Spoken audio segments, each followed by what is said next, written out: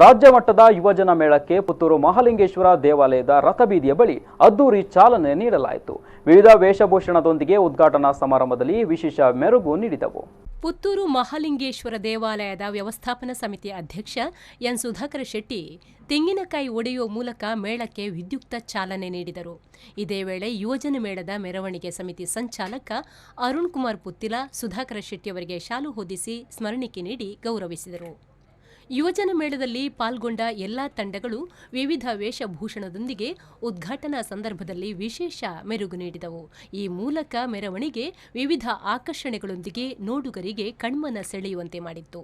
ಒಟ್ಟಿನಲ್ಲಿ ಪುತ್ತೂರು ನಗರದಲ್ಲಿ ಹಬ್ಬದ ವಾತಾವರಣವೇ ಸೃಷ್ಟಿಯಾಗಿತ್ತು. ಪುತ್ತೂರು ಶ್ರೀ ಮಹಾಲಿಂಗೇಶ್ವರ ದೇವಾಲಯದ ರಥಬೀದಿಯಿಂದ ಆರಂಭಗೊಂಡ ಮೆರವಣಿಗೆಯು ಕೆಎಸ್ಆರ್ಟಿಸಿ ಬಸ್ ನಿಲ್ದಾಣದ ಮೂಲಕ ಮುಖ್ಯ ರಸ್ತೆಯಾಗಿ ಯುವಜನ ಮೇಳ ಆಯೋಜನೆಗೊಂಡ ಮಂಜಲ್ಪಡ್ಪುವಿನಲ್ಲಿರುವ ಸುಧಾನ ವಸತಿಯುತ ಶಾಲೆಗೆ ತೆರಳಿತು.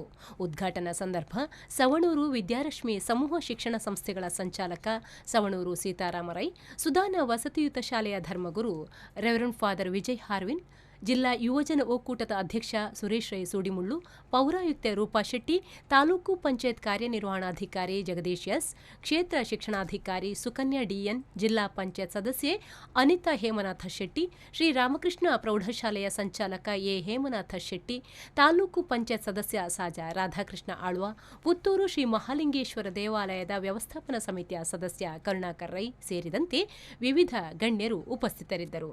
ಅನೀಶ್, ವಿ4 ನ್ಯೂಸ್ 24/7 ಪುತ್ತೂರು.